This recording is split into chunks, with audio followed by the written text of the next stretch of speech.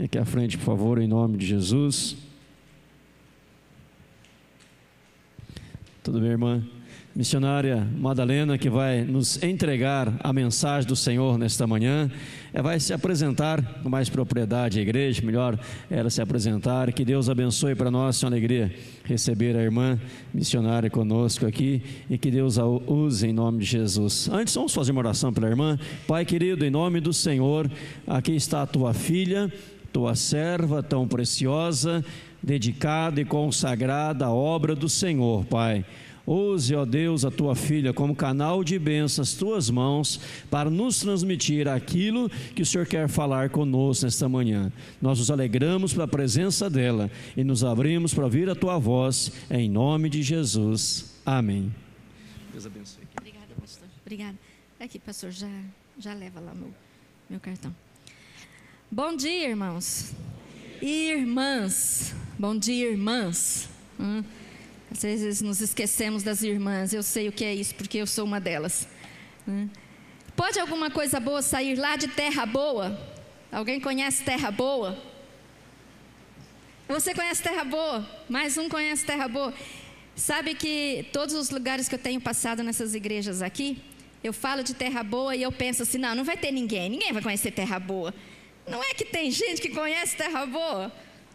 Terra Boa é uma cidadezinha aqui, né? Não muito longe, ali por lá de Campo Mourão, depois de Campo Mourão. Eu sou de lá, né? Então pode alguma coisa boa sair de lá de Terra Boa? Pode. Eu estou aqui, tá? Vou contar minha história já para vocês. Vou falar do meu trabalho em Moçambique, em alguns lugares ali da África. Eu vou falar para vocês de uma visão. Você tem visão? Você tem sonhado os sonhos de Deus? Até onde vai sua visão? Quão grande é a sua visão? Sua visão vai além das suas fronteiras? Eu quero começar falando para vocês sobre isso, fazendo um convite para vocês. Feche os seus olhos. O pastor falou agora há pouco sobre o culto que vocês vão ter à noite, e esse pastor vai falar sobre viagens aí para a Terra Santa, para os lugares sagrados, considerados sagrados aí por nós cristãos. Mas eu quero fazer um convite a você, para você fazer uma viagem para além disso. Feche os seus olhos. Imagina um país. Viaje pelo mapa mundi. O mapa mundi é muito bonito. Se você não gosta de geografia, de ver um mapa, eu aconselho você a tomar gosto por isso. Pense num país. O que é que você conhece desse país que você está imaginando? Pode ser aqui o Paraguai, do nosso lado aqui. Pode ser lá a China, pode ser o Japão, pode ser a Índia, pode ser um país africano.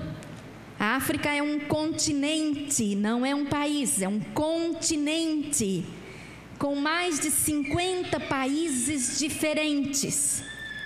Cada país com a sua língua, com a sua cultura, com a sua moeda, com o seu governo. Pense, o que é que você vê neste país? O que você consegue entender sobre este país que você está imaginando? Para onde Deus está te levando? Agora ore por este país.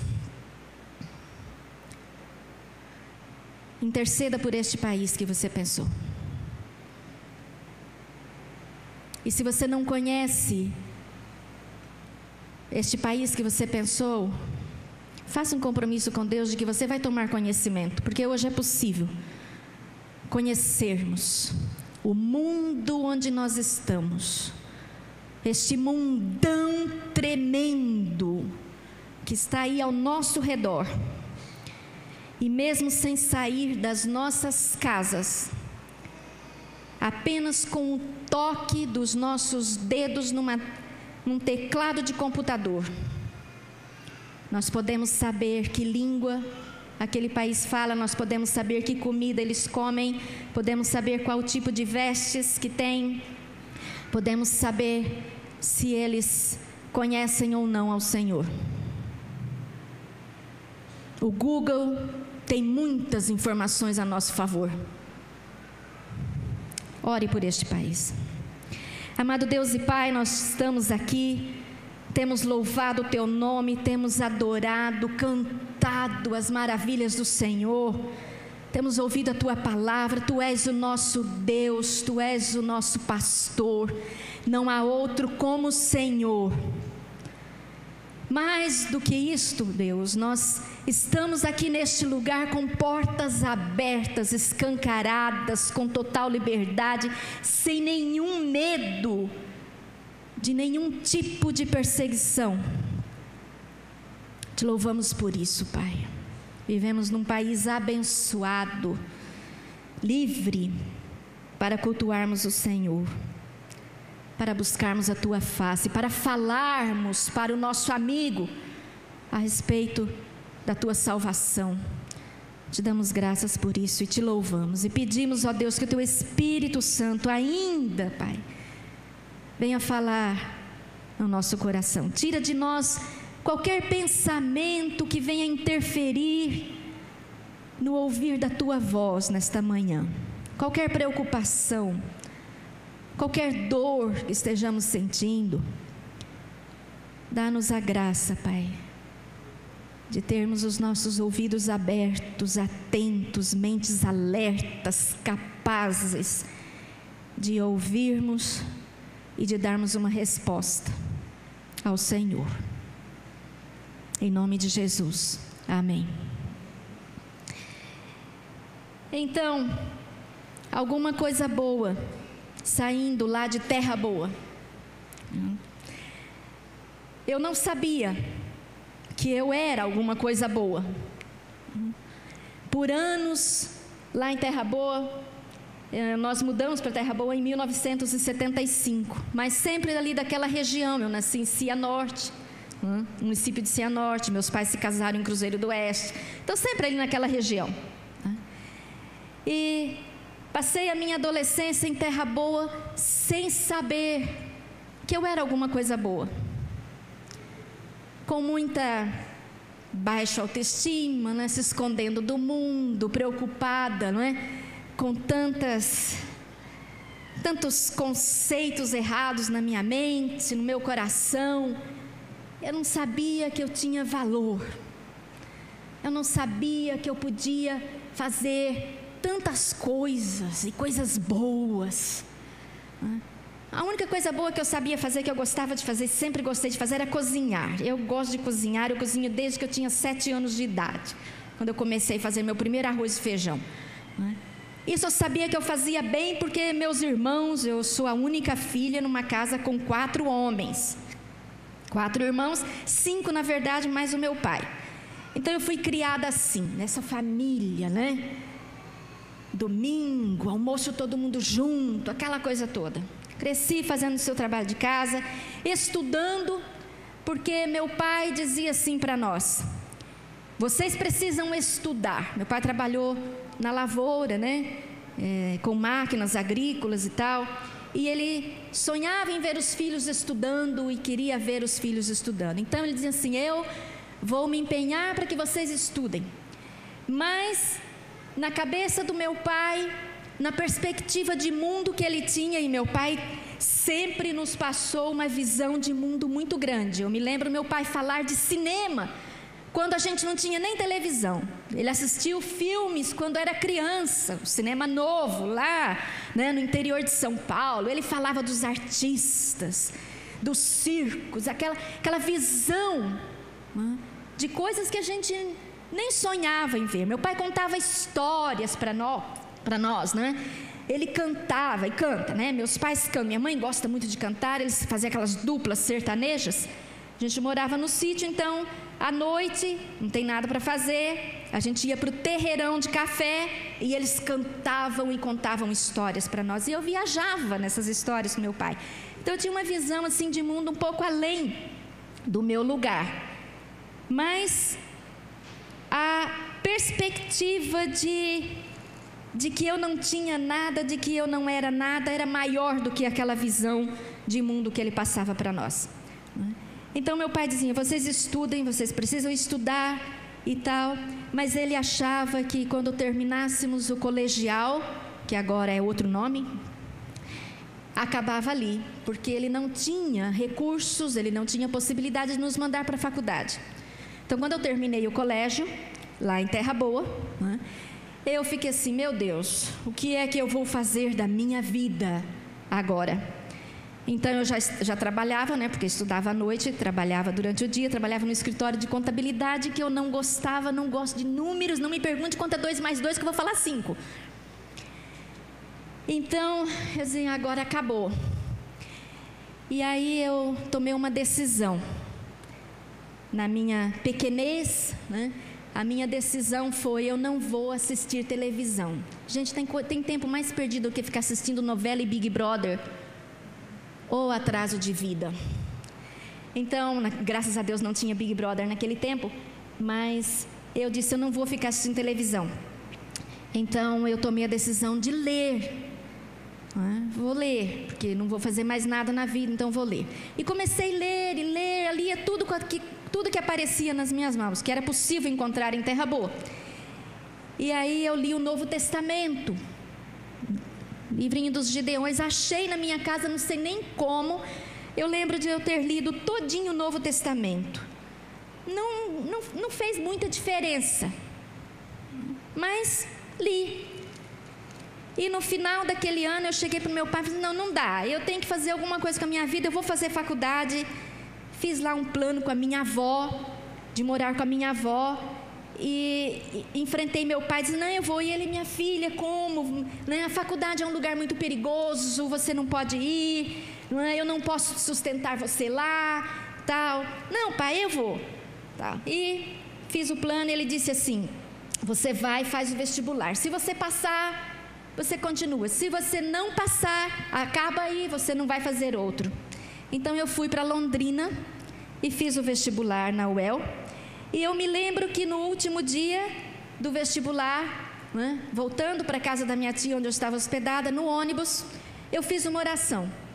Eu cresci como católica, minha família é toda católica. E nós rezávamos em casa, né? As rezas normais da igreja católica e tal. Minha mãe era rezadeira de terço, eu ajudava minha mãe a rezar terço. Então, sabia aquelas rezas. Mas não foi uma reza que eu fiz, foi uma oração. Eu não sabia o que era oração. Não sabia essa coisa de falar com Deus como nós temos hoje, né? Abre a boca e fala com Deus. Mas eu me lembro que naquele ônibus eu disse assim, Deus, eu quero voltar nessa faculdade e eu vou voltar nessa faculdade. Voltei para Terra Boa, continuei meu trabalho, chegou o resultado do vestibular e eu passei no vestibular. E fui para Londrina, com a cara e a coragem, uma malinha na mão. Fui para Londrina. Melhorou a minha vida? Não. Se eu era, né, gostava de viver escondidinha do mundo, olha, eu amei esse vaso de planta aqui, ó, ninguém pode me ver aqui. Legal. Então, se eu vivia escondida do mundo, na faculdade eu passei a me esconder mais. A depressão aumentou. Depressão, assim, modo de dizer, não depressão de ficar lá tomando remédios, mas a depressão eu acho que era mais no sentido assim de não ter ânimo, não ter perspectiva de uma vida além do meu mundinho. O que é que eu vou fazer com a minha vida? O que é que Deus quer de mim? Eu tinha muitas perguntas e não tinha respostas. Quem é Deus? Eu cresci ouvindo falar que há um Deus. Quem é Deus? Quem é Jesus? Uma inquietação tremenda no meu coração durante toda a minha adolescência. Eu fazia perguntas na catequese para os padres. Por que a igreja tem todo esse poder? Nós estamos aí num processo de mudança tremenda no mundo por causa da renúncia desse Papa, né? Então eu tinha essas perguntas, por que tanto poder, por que isso, aquilo, por que houve a reforma, o que era aquilo todo, aquele movimento? Eu não tinha respostas. E na faculdade, o primeiro choque cultural que eu tive na minha vida foi ouvir dos meus professores que não há Deus. Professor de sociologia, de filosofia, né? O Deus era Karl Marx e Max Weber e por aí afora, né? Não há Deus, e se você acredita em Deus, você é um um tonto na vida. E parecia que eles olhavam justamente para mim, sentadinha lá no meu cantinho, né? Sem querer ser notada, sem querer ser vista, né? Até o dia, assim, resumindo, né, essa história toda, resumindo, eu fui parar na Igreja Presbiteriana Central de Londrina a convite de uma amiga. E fui. E quando eu cheguei naquele culto, assistindo aquele culto, tem uma coisa diferente aqui no meio desse povo. Eu que havia saído da minha casa com aquele ambiente de proteção, de princípios morais, de família, de pai, mãe, irmãos que cuidam um do outro e tal.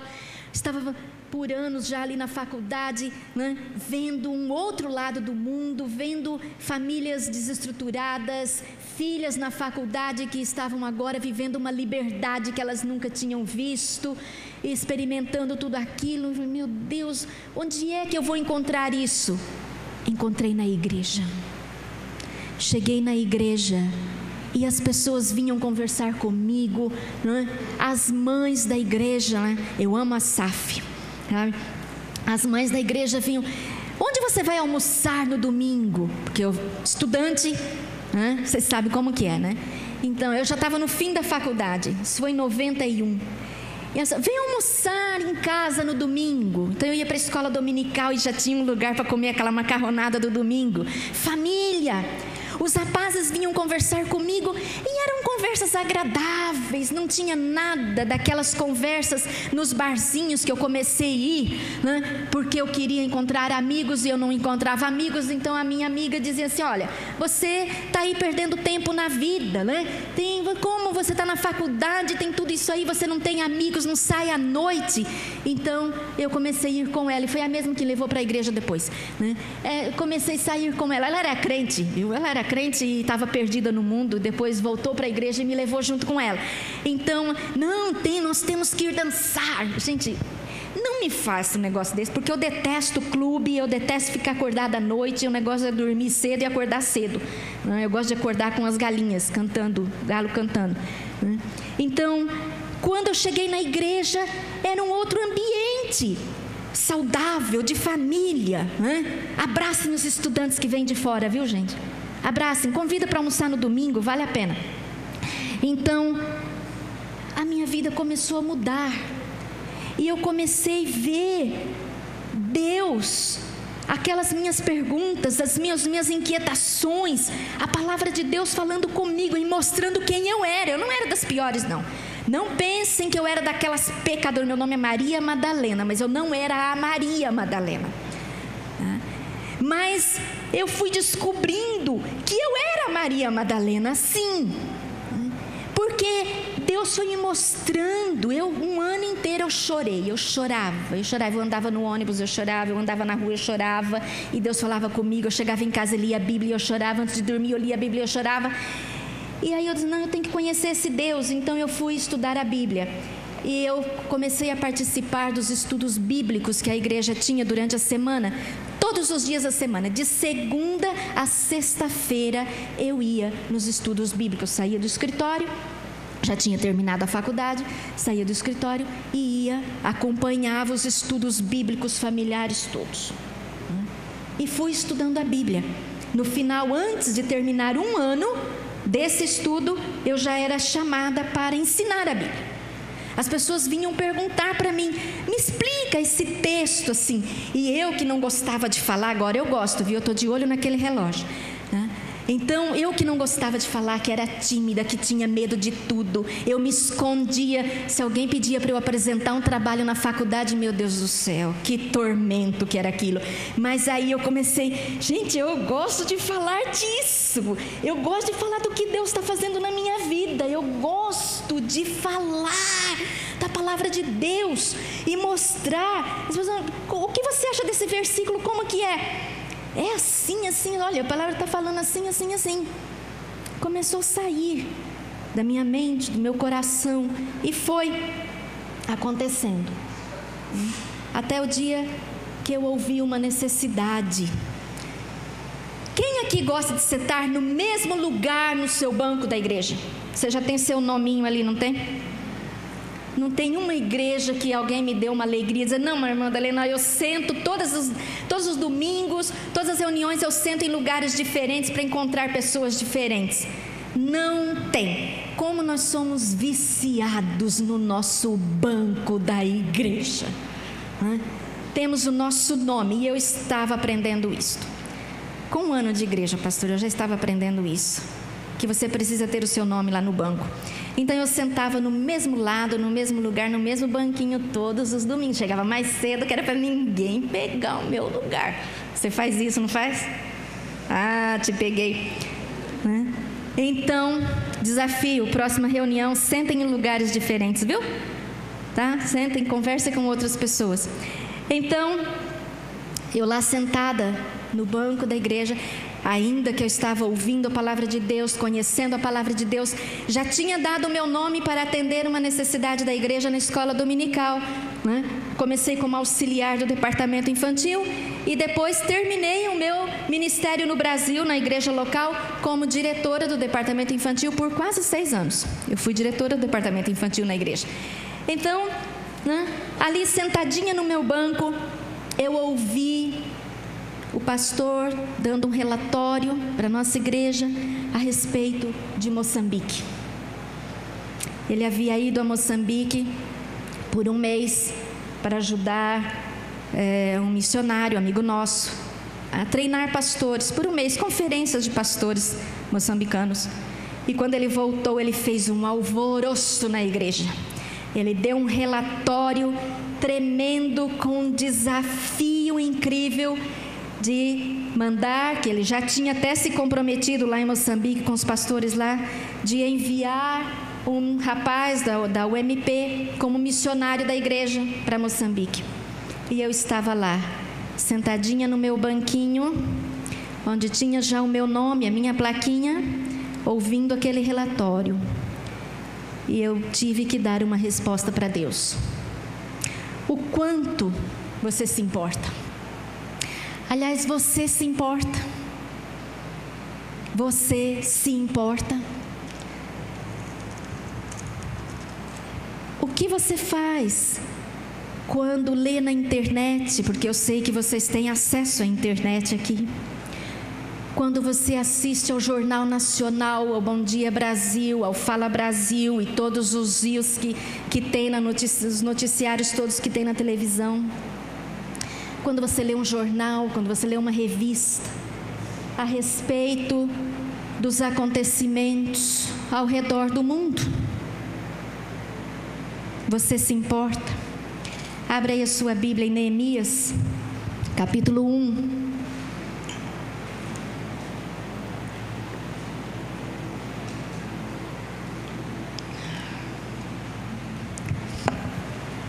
Neemias, capítulo 1. Nós vamos ler o livro todo. Brincadeira, gente. Missionária é doida, mas não é tanto, não. A partir do capítulo 1, nós vamos fazer um apanhado do livro, na verdade. O livro de Neemias é um livro tremendo. E para quem trabalha com liderança, para quem trabalha com formação de líderes, esse livro tem que ser livro de cabeceira. Porque esse livro nos mostra um homem com uma visão incrível, uma capacidade visionária sem precedentes. Esse livro nos mostra um homem com uma capacidade incrível de formar estratégias. Ele olha a situação e ele já define, passo a passo. Este livro nos mostra um homem com uma capacidade incrível de liderança, mas uma liderança serva, uma liderança nos moldes da liderança de Jesus, uma liderança que está preocupada em servir o seu povo, uma liderança com capacidade de entender o agir de Deus, o tempo de Deus e de servir a Deus, independente de qualquer outra situação. Este é Neemias. E eu uso muito esse livro lá em Moçambique com treinamento de pastores. Sempre tem que fazer parte, de alguma forma, das lições que nós damos para os pastores. Mas hoje eu quero mostrar para vocês um outro aspecto deste livro, né? O aspecto da obra de Deus, do envolvimento com a obra de Deus, do nosso chamado para nos envolvermos com a obra de Deus ao redor do mundo. E o que é que Deus faz quando Deus nos chama? Como Deus age em nós e através de nós quando nos colocamos ao dispor de Deus, quando entregamos a nossa vida e tudo que somos e tudo que temos nas mãos do Senhor e deixamos que Ele conduza a nossa vida para o cumprimento de um propósito, de uma obra que Ele mesmo quer realizar no mundo. Eu digo a vocês que eu considero um grande privilégio que Deus me dá. Primeiro, de ter sido chamada para a salvação em Cristo Jesus. E segundo, por ter sido chamada para ser uma agente ativa da obra de Deus no mundo. Mas esse não é um privilégio só meu. Não é um privilégio só dos pastores que estão aqui, ou do líder, né, do grupo de louvor, ou do líder de qualquer ministério que está aqui. É um privilégio dado a toda a igreja, a todos aqueles que se chamam pelo nome de Deus, a todos aqueles que são o povo de Deus. Então, Neemias capítulo 1, versículo 1 até o 4, a introdução desse livro. E já nos dá aqui um acontecimento, um desafio. Diz assim: as palavras de Neemias, filho de Alcalias.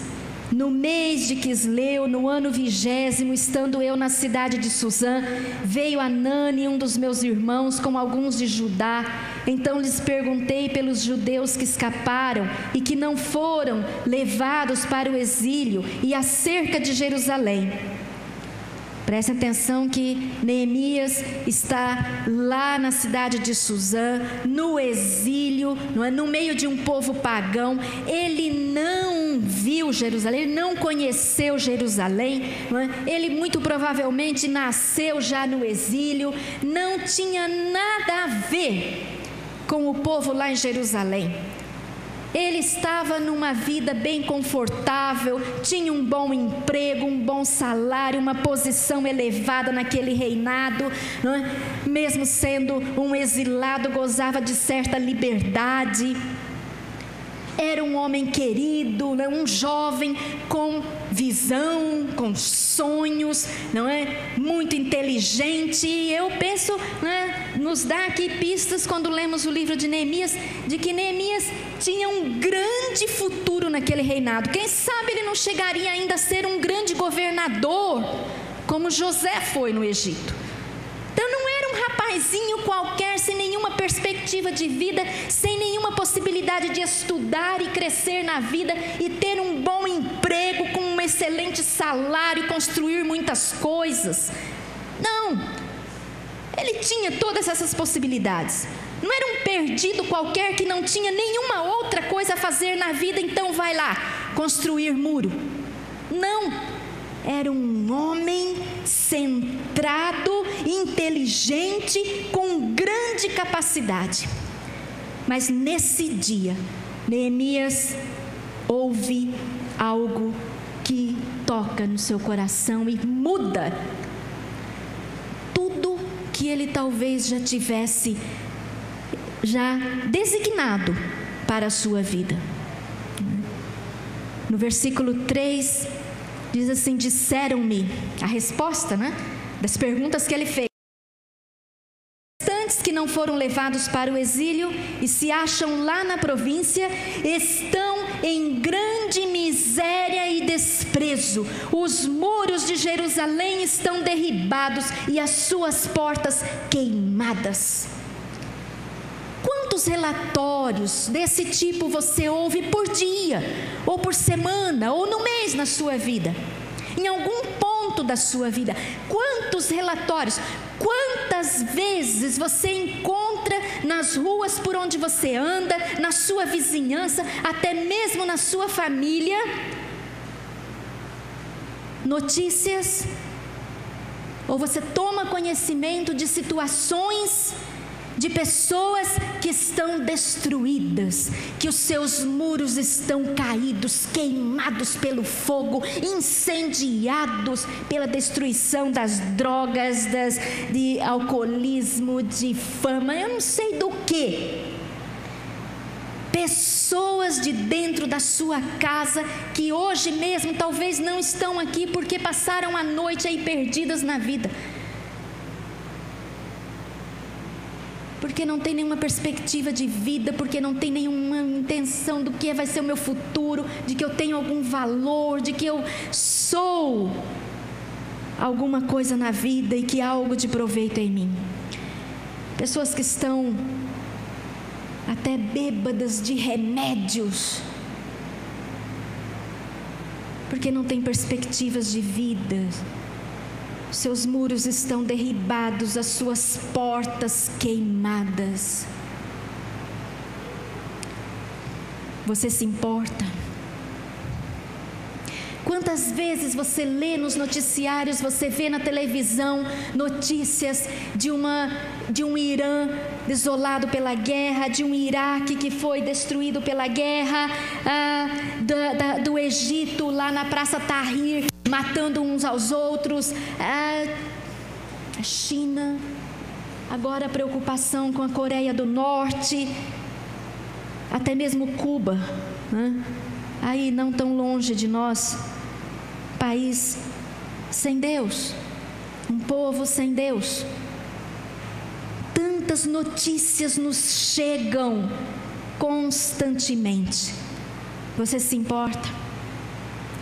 Versículo 4 diz assim: tendo eu, Neemias, tendo eu ouvido estas palavras, assentei-me e chorei e lamentei por alguns dias e estive jejuando e orando perante o Deus dos céus.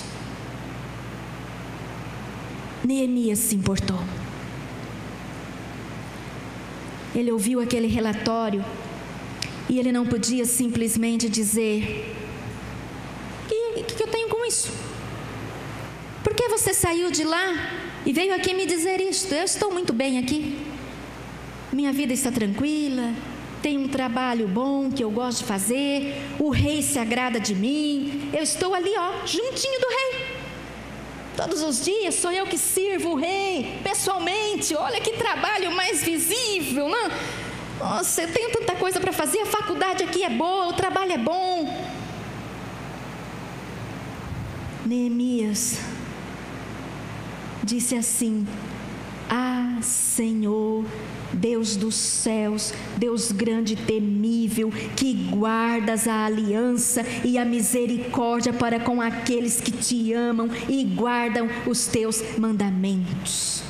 Estejam, pois, atentos os teus ouvidos e os teus olhos abertos para acudires à oração do teu servo, que hoje faço à tua presença dia e noite pelos filhos de Israel, teus servos.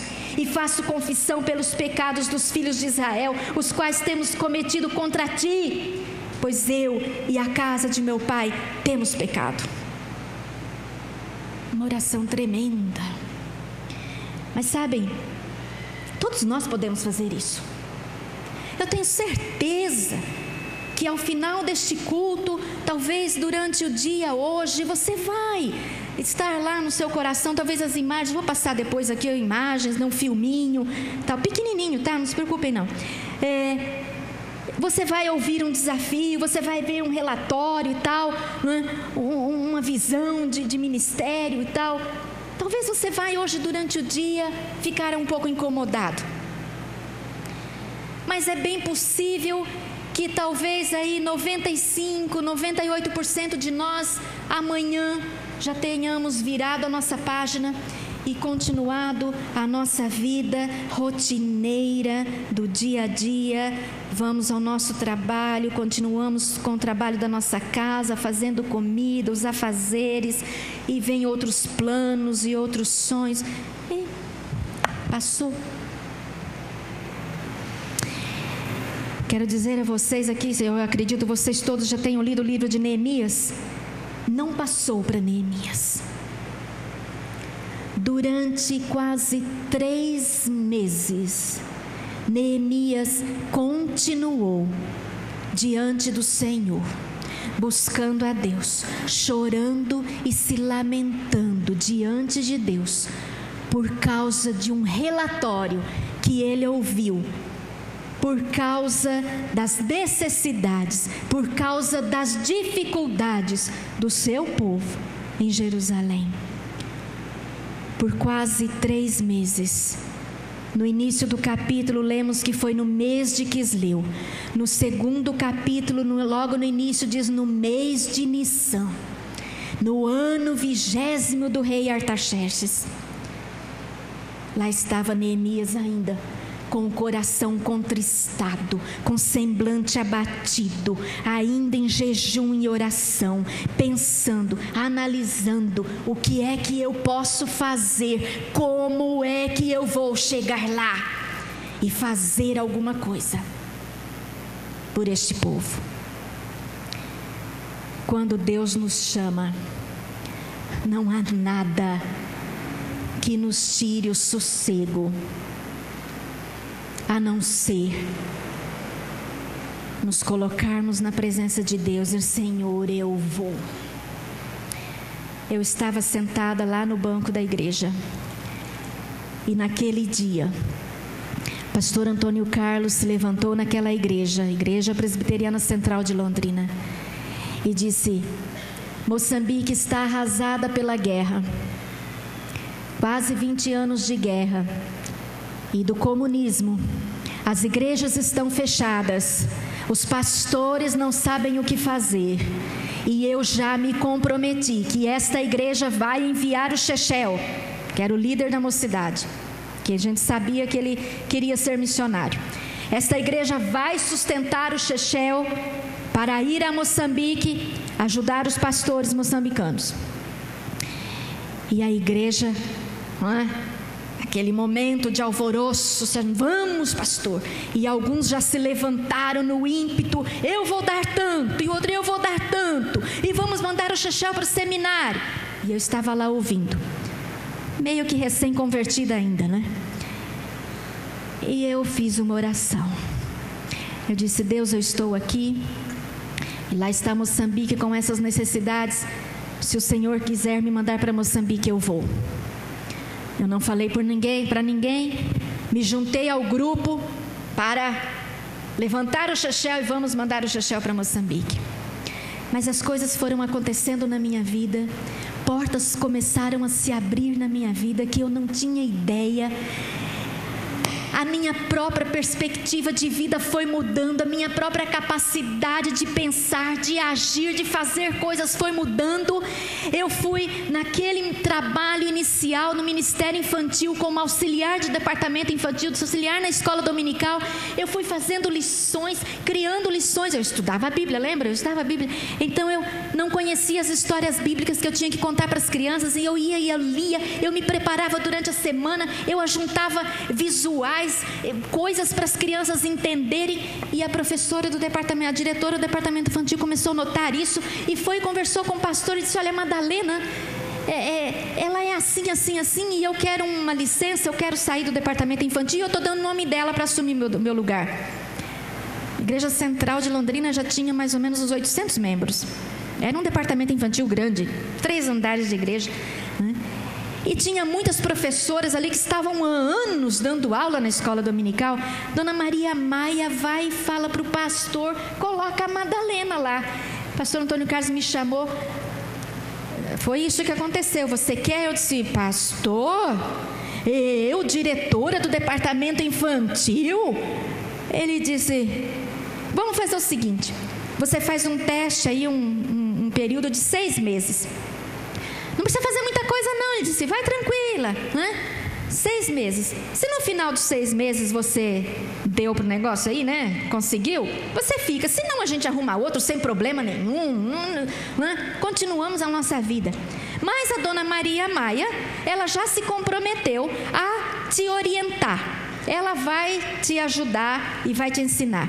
Então, minha primeira mentora foi a dona Maria Maia. Ela se reunia comigo uma vez por semana, às vezes mais, e ela me ensinava. Aquela mulher me ensinou, me discipulou. Não há coisa melhor que nós possamos fazer na nossa vida, no ministério, na nossa vida cristã, do que termos uma pessoa do nosso lado para nos encorajar, para nos empurrar, para dizer: olha, você é capaz, você pode fazer isto. E ela me levou para a APEC. Primeira coisa que ela fez: arruma suas malas, vamos para a APEC. Uma conferência da APEC em Campinas. E ela me levava de mesa em mesa, de stand em stand, e ela ia me mostrando: ó, esse material serve para isso, isso aqui você pode usar assim, olha, tá vendo isso aqui? Olha que coisa, que beleza isso aqui para um visual de lição. E foi. Quando eu cheguei daquela conferência, reuni os professores do departamento infantil e dei o meu relatório já escrito com estratégias.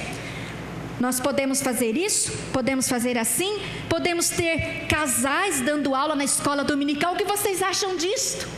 E comecei a desafiar casais, as famílias, para estarem nas classes junto com as crianças. Estratégia. Eu tinha isto? Não. Mas Deus foi me dando, Deus foi alargando a minha visão. Eu já não achava mais que eu era sem nenhum valor, não. Eu já comecei a ver: poxa, eu sou realmente, né? Olha o que... Mas, gente, na medida certa, viu? Eu posso dizer isso para vocês. Deus foi trabalhando na minha vida. Nesse mesmo tempo, uma outra pessoa foi falar com o pastor: você manda a Madalena para o seminário. A igreja precisa mandar a Madalena para o seminário porque ela estuda a Bíblia sozinha. E o pastor me chamou: você quer ir para o seminário? Eu disse: quero. Que coisa boa, eu quero, pastor, quero aprender mais. E aí ele disse: vai lá no Isbel, um seminário bíblico em Londrina, faz lá a sua inscrição. Eles têm um curso básico 2 vezes por ano, 2 vezes por semana, para leigos. Pode ir lá e faz a sua matrícula. Eu fui, estudei os primeiros 6 meses, 2 vezes por semana, e eu ficava assim: mas não é possível. Eu ia lá na secretaria: me mostra aí o currículo do bacharel. E elas me mostravam assim: mas tem tanta coisa para aprender, por que eu tenho que ficar com o básico? Aí eu terminei os 6 meses, dei um relatório para o conselho da igreja, disse já na carta pedindo: eu quero fazer o bacharel, posso? O pastor me deu a resposta: foi aprovado, pode ir lá, faz a sua inscrição no bacharel. E eu fiz então 4 anos de seminário, eu fiz bacharel em teologia. Nesse tempo, as portas foram se abrindo. A APEC me chamou para um trabalho de evangelismo no Amazonas. Eu fui. Depois eu fui para o Uruguai e depois eu fui para o Paraguai. Lá no Uruguai, Deus falou uma coisa comigo. Deus falou assim para mim: o mundo é muito pequeno para mim e eu posso te levar para qualquer lugar do mundo. Deus foi abrindo a minha visão. Deus foi alargando a minha visão. Não tem coisa melhor do que acordarmos de manhã e dizermos assim: Deus, me mostra o mundo que o Senhor quer que eu veja hoje. Me ensina a viver na perspectiva do Senhor. Para Deus tudo é possível.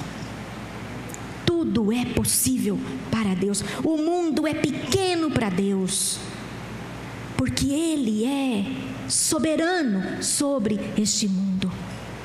Quando Deus nos chama, Deus nos reveste de paixão, nos dá quebrantamento, nos dá sabedoria e autoridade para fazermos aquilo que Ele confiou a nós para ser feito.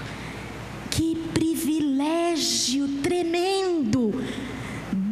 me chamar, eu que não era nada nem ninguém, Deus me chamar para uma obra que Ele quer realizar no mundo, para fazer algo por Ele, através do poder que Ele me dá.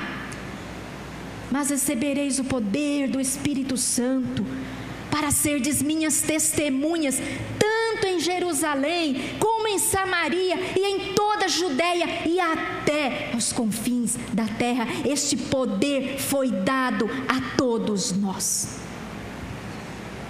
Você crê nisto? Você crê que você recebeu o Espírito Santo de Deus para trazer o amigo que você já está pensando aí? Quem é o amigo que precisa estar aqui no próximo domingo? Nem sei, no outro, não é, pastor? Não perca essa data. Coloque lá na sua geladeira, no espelho do seu banheiro. Que dia que é? Dia 16? Dia 16 de março é um dia importantíssimo na sua vida. Porque você não tem só um amigo que precisa de Deus. Não tem só um amigo que está lá com os muros derrubados, com as portas queimadas e tal e tal. Você tem muitos mais. Faça a sua lista. Você tem até o dia, talvez ali a metade daquela semana, para estar em oração por aquelas pessoas. Neemias gastou 3 meses em oração, jejuando e orando. Sabem, eu tenho descoberto que quando Deus nos chama, Ele não age somente em nós. Quando Deus nos chama para algo que Ele quer realizar, Deus é um Deus trino, né? É Deus Pai, Deus Filho, Deus Espírito Santo. Ele não age sozinho, é uma equipe de trabalho. Então Ele não chamou somente a Madalena para ir para Moçambique.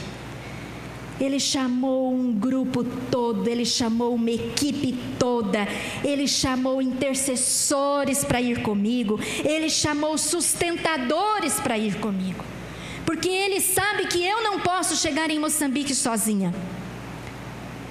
Quando Ele enviou os discípulos, Ele enviou de 2 em 2. E quando Jesus trabalhou aqui na terra, Ele tinha poder e autoridade suficiente para fazer tudo sozinho. Tem uns doidos por aí que gostam de fazer isso, né? Jogar lá o manto sagrado e multidões se convertem. Jesus podia fazer isso? Não podia? O sermão da montanha, Ele já podia ter ficado satisfeito, né? Oi, que igreja grande aquela. Mas Jesus não fez isto. Num belo dia, Jesus estava lá andando na praia e Ele viu pescadores e Ele disse: venham após mim, porque eu vos farei pescadores de homens.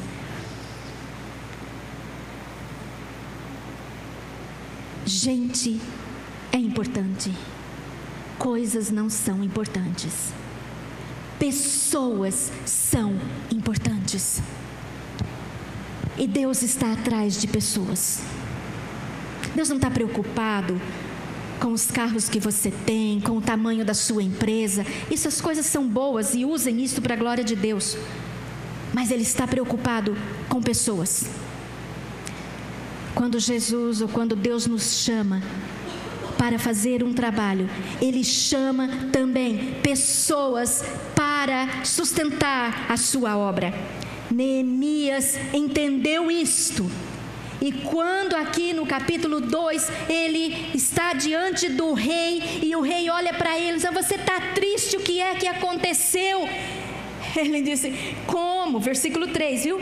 Como não me estaria triste o rosto se a cidade onde estão os sepulcros dos meus pais está assolada e tem as portas consumidas pelo fogo?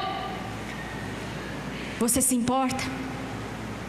3 meses depois, Neemias ainda está chorando. Ele disse: como eu poderia levar a minha vida tranquilamente se lá... É isso que está acontecendo. E a resposta ali do rei, né? Então o que é que acontece? E ele disse: se é do agrado do rei, Se o teu servo acha mercê em tua presença, peço-te que me envies a Judá, a cidade dos sepulcros de meus pais, para que eu a reedifique. Então o rei, estando a rainha sentado junto dele, me disse: quanto durará a tua ausência? Quando voltarás? Aprouve ao rei enviar-me, marquei certo prazo.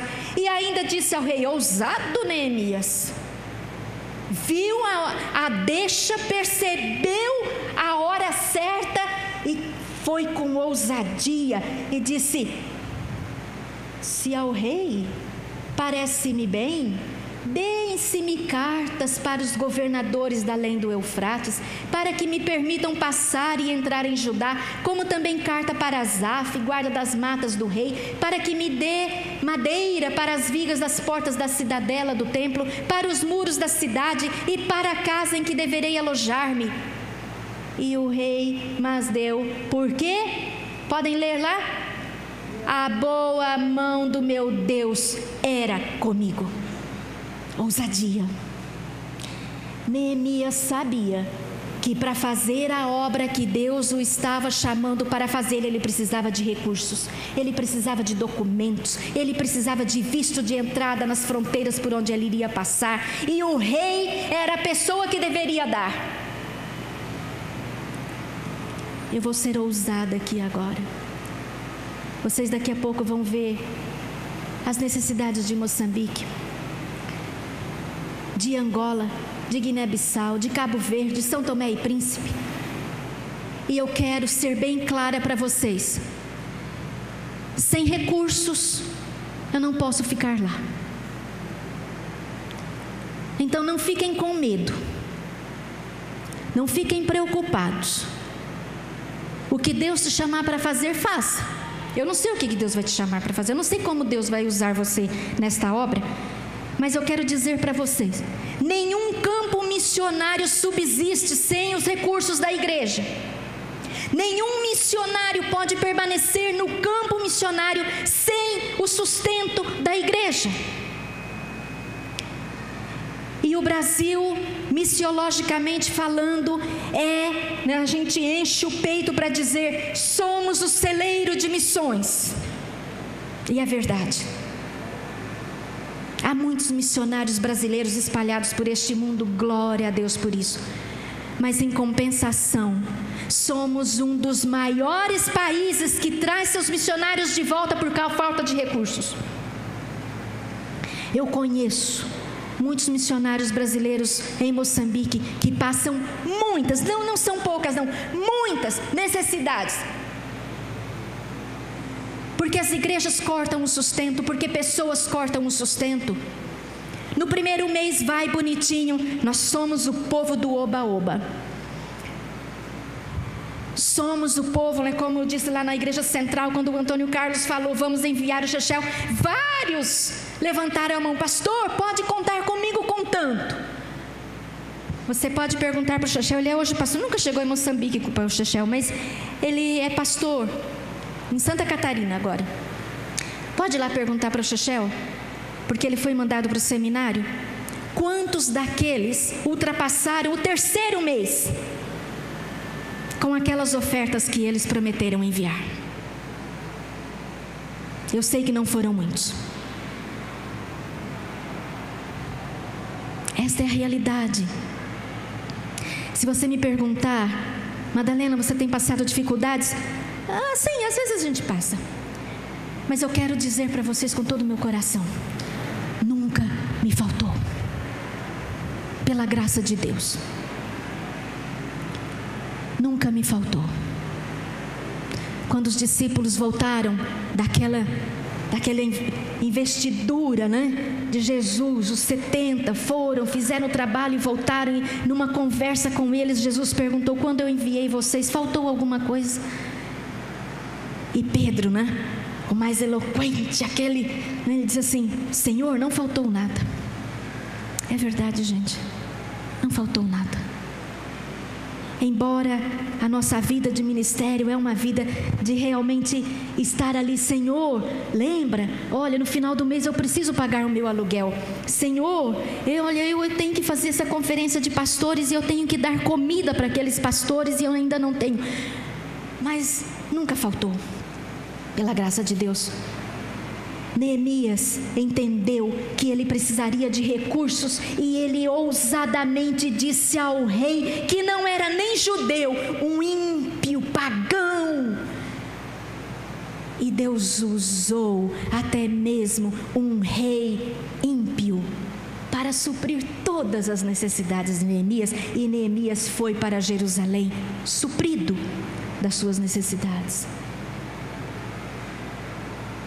Quando Deus nos chama, Ele chama também a igreja, porque a obra é dele, para Ele, mas Ele tem a sua igreja na terra, para ser sal e luz.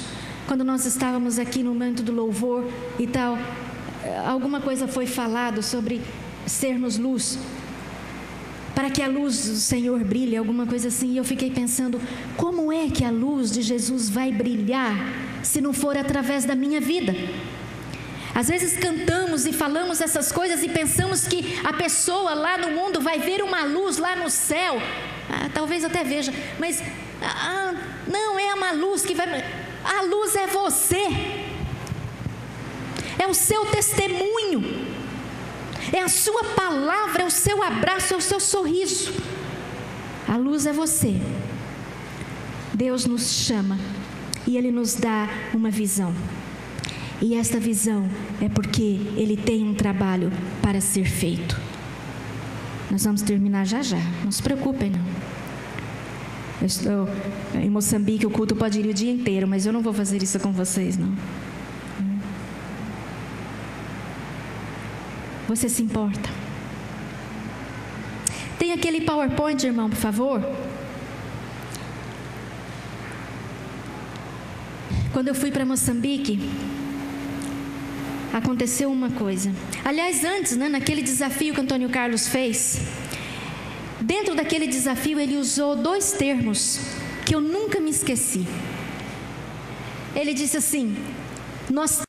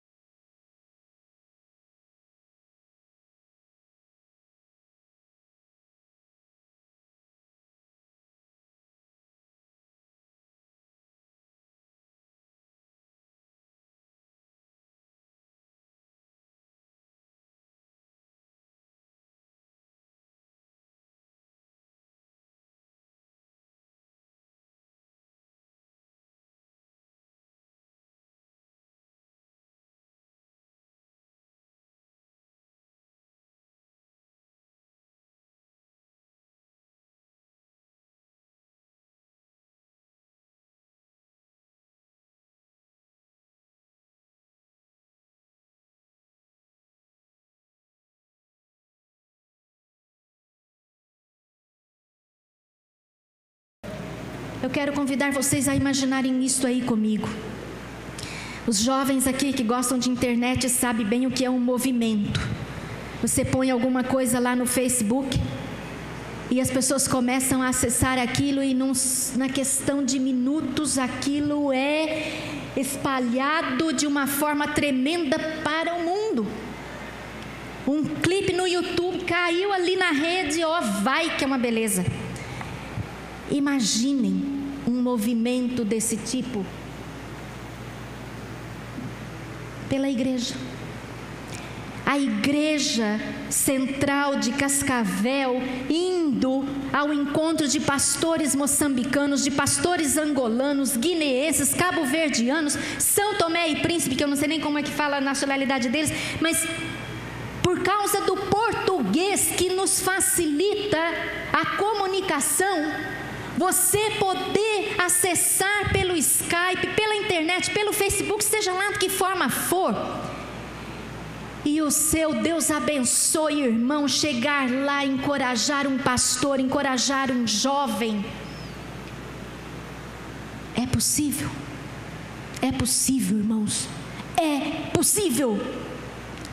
Imaginem um movimento com expressões autênticas da igreja, com uma doutrina sólida, bíblica, alcançando pastores que têm o título de pastor, que até mesmo têm coração para a sua igreja, mas que não têm nenhum conhecimento da palavra de Deus. A maioria nem sequer tem a palavra de Deus nas suas mãos. Quantas Bíblias você tem na sua casa? Eu posso dizer para vocês do número de pastores que não têm uma Bíblia nas suas mãos. Eu posso dizer para vocês do número de pastores que não sabem nem sequer capítulo 1, 2 e 3 de Gênesis. E por que é que Jesus veio? Por que é que nós temos essa natureza tão devastadora dentro de nós? Não sabem diferenciar a mão esquerda da mão direita. Não sabem a diferença entre uma igreja evangélica e uma mesquita muçulmana. Tudo é igreja. Não sabem que a palavra de Deus resgata, cura e liberta. Ele precisa ir a um curandeiro, a um feiticeiro, para pedir ajuda, para fazer cerimônias. Posso dizer para vocês de nomes de pastores. Então imaginem isto, para que o nome do Senhor seja anunciado entre as nações. Pode ir, irmão. Esta é a minha visão e é a minha missão: capacitar pastores e líderes dos países africanos para que sejam transformadas comunidades e nações. Eu tenho visto isto acontecer. Eu não tenho tempo para dizer, mas eu tenho muitos relatos de comunidades que estão sendo transformadas porque o pastor recebeu um treinamento, porque o pastor está entendendo o propósito do seu chamado, porque o pastor está aprendendo como preparar uma mensagem, como fazer a sua vida devocional, como realmente entender que Jesus é Senhor da igreja, não ele como chefe de uma tribo. E comunidades estão sendo transformadas. Eu posso dizer para vocês de irmãos moçambicanos que começaram no ministério quando eu cheguei em 98 em Moçambique, e hoje são meus colegas de ministério, porque são pastores. Nos chamamos assim agora, irmão pastor. Eles me chamam de mãe. Mana Madalena. Estão lá no ministério, são missionários em Moçambique. 2 deles já vieram aqui no Brasil visitar igrejas. Estão lá. Pode ir passando, irmão. Pontos de ligação que podemos fazer. Como eu disse agora há pouco, a internet está aí, vivemos num mundo globalizado. Você tem ideias, você é criativo. As ideias que eu não tenho, você pode me dar. Irmã Madalena, é possível fazermos assim, assim, assim? Eu vou analisar, vou olhar lá. Irmão, é possível. Eu estou convidando vocês a irem comigo para Moçambique, para Angola, para Guiné-Bissau, para São Tomé e Príncipe, para Cabo Verde, porque falamos a mesma língua. Pode passar, irmão. Isso é o que eu faço. Faço conferências de pastores, em regiões, na zona rural, nas vilas, na cidade, onde é possível, e ensinar um pouquinho da palavra de Deus, dar um pouquinho de doutrina, de solidez, para que as igrejas que são tão sincretistas, tão misturadas com elementos da cultura, com culto aos ancestrais, para que possam ter um pouquinho de doutrina da palavra de Deus. Aí. Essas são as minhas metas para 2013. Eu ainda estou aqui, vocês estão vendo, então eu estou ansiosíssima para chegar lá. Eu estava aqui no tempo do louvor, aquela música da águia, né? E subo como águia. Eu tenho uma imagem na minha mente, todas as vezes que eu andava nas ruas em Moçambique, eu vejo as águias, porque lá tem muitas águias por causa dos parques de animais e tal, e as águias, então eu sempre cantava essa música. Eu subo como águia. E eu estava dizendo, Senhor, me leva de volta. Eu estou aqui no Brasil desde outubro. levantando recursos, divulgando esse trabalho, falando desse trabalho. Mas eu quero voltar. E aí eu tenho isto aqui, planejado, as minhas estratégias para este ano, para fazer. No trabalho com pastores em Moçambique. Pode passar, irmão. Como é que eu vou fazer isto?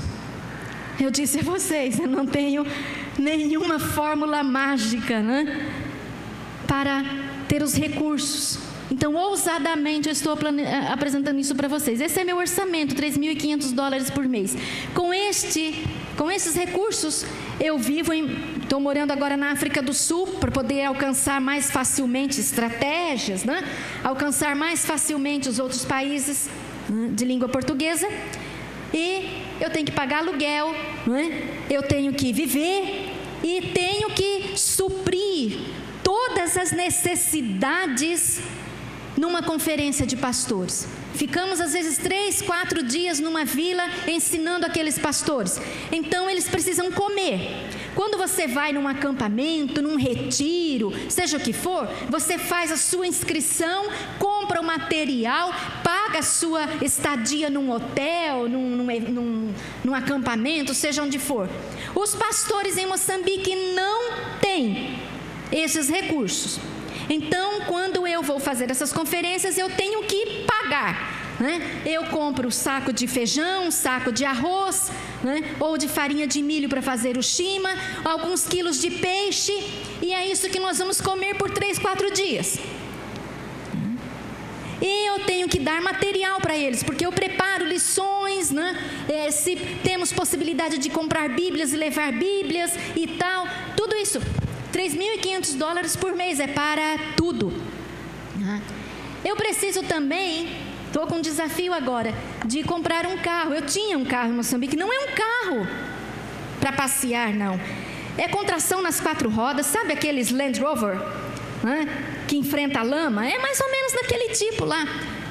Então, tem que ter capacidade para qualquer tipo de estrada, porque lá é ruim mesmo, e tem que ter espaço para carregar coisas e pessoas e tudo. Então é isso. Eu tinha um carro em Moçambique, não é uma caminhonete, e ela teve que ser vendida, porque agora eu fui para a África do Sul e ela já estava muito velha, a missão já estava dizendo, se vende, porque senão você vai ficar sem carro. Então foi isso, e eu preciso aí de $10.000 para comprar esse carro. Já tenho um pouco, viu, irmãos? Mas é a necessidade. Aqui alguma foto de treinamento de pastores, lá no norte de Moçambique. Pode passar, irmão. E aí um grupo de pastores, uma conferência que tivemos numa igreja lá no norte de Moçambique também. Como pode ser enviado, eu tenho uma conta aqui no Brasil, então eu retiro lá através de cartão. Pode passar, irmão, E o resultado disso tudo, dessa equipe de trabalho que nós somos convidados por Deus, é isto.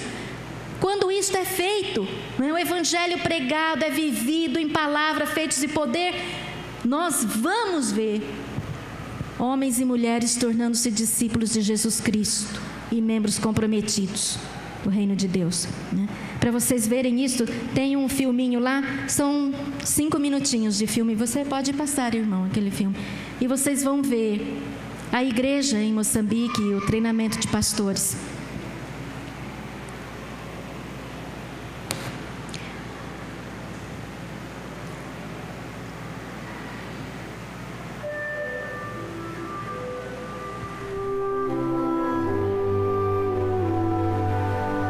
Esse filho herdou a igreja da mãe e do pai, viu? Então não quer dizer que ele tenha realmente um chamado, mas ele herdou uma igreja, ele é pastor dessa igreja, ele não sabe o que é ser pastor.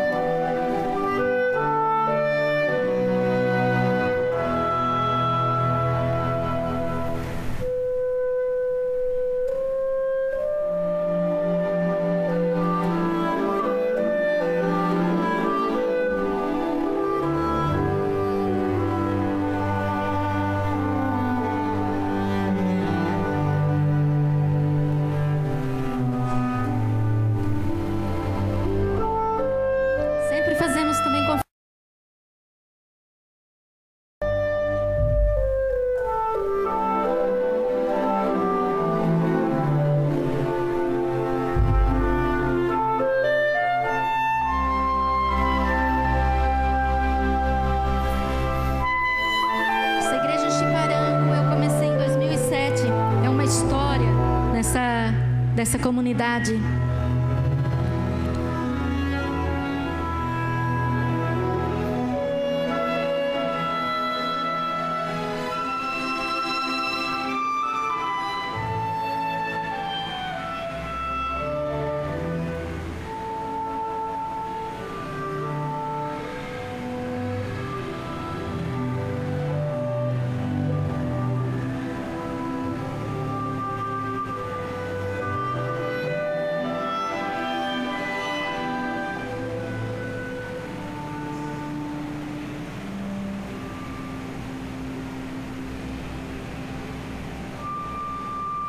Eu disse que é possível vermos comunidades sendo transformadas pela presença de uma igreja sólida, bíblica.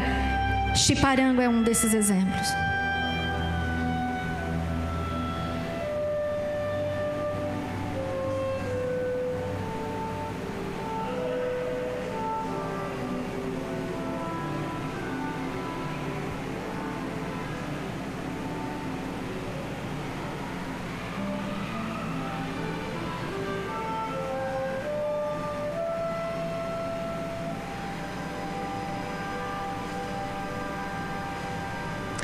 Seu Juca e o Daniel, pastores, missionários em Moçambique.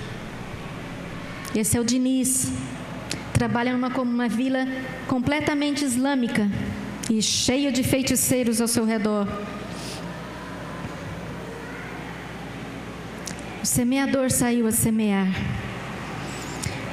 Neemias saiu a semear. E para terminarmos a nossa história de Neemias, vai lá no final do capítulo, no final do livro.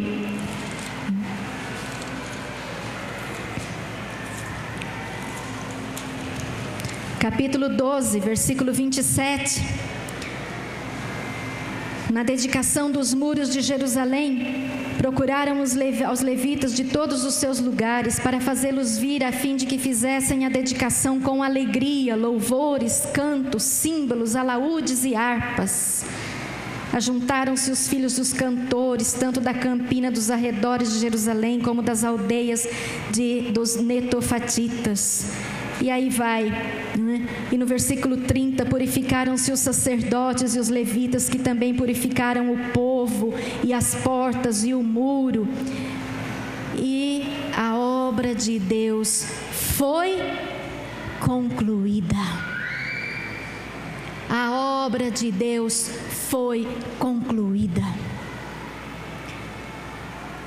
A obra de Deus ainda está a caminho em Moçambique, em Angola, em Guiné-Bissau, em Cabo Verde, São Tomé e Príncipe. Ainda tem muita coisa para fazer.